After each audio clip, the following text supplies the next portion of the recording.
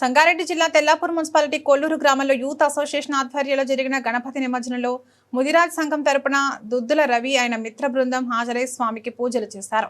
తాళం మేళతాళాలతో భజన నృత్యాలతో నిమజ్జన కార్యక్రమంలో పాల్గొన్నారు.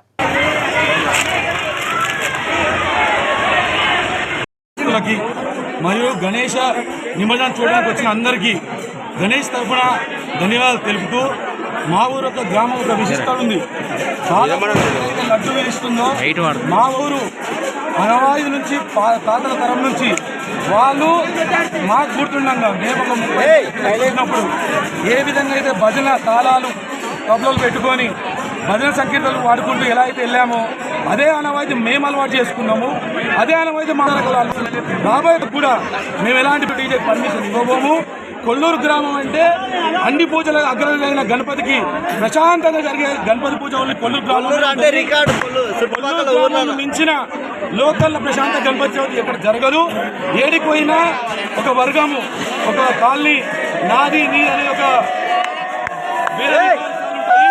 నా వినాయకుడు నీ వినాయకుడు మా దగ్గర ఉండదు. అందరూ కలిసి కట్టుగా ఒకటే రోజు అది కూడా పొద్దున 10 గంటలకు తీసి సాయంత్రం 4 గంటల వరకు క్లోజ్ చేస్తాము. ఎలాంటి అవినీతి సంఘటనలు జరగవు. ఎన్నో సంవత్సరాల నుంచి గణపతి ఆశీస్సులు మా కొల్లూరుకున్నాయి. ఇదే విధంగా ఉండాలని మేము కోరుకుంటూ ఇంకొకటి కూడా ఇలా ముఖ్య ఉద్దేశం ఏంటంటే లడ్డూలు ఏ మండపంగానే ఆ మండపం వేలపాటు అవుతుంది.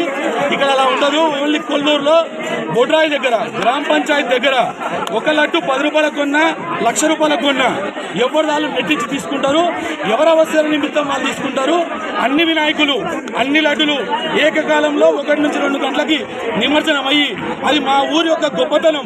ఏ ఒక్కరి గొప్పతనం కాదు, ఊర్లో నివసించే అందరి గొప్పతనం. కాబట్టి ఈ విధంగా వర్తిల్లుతుంది గణపతి ఉత్సవాలు.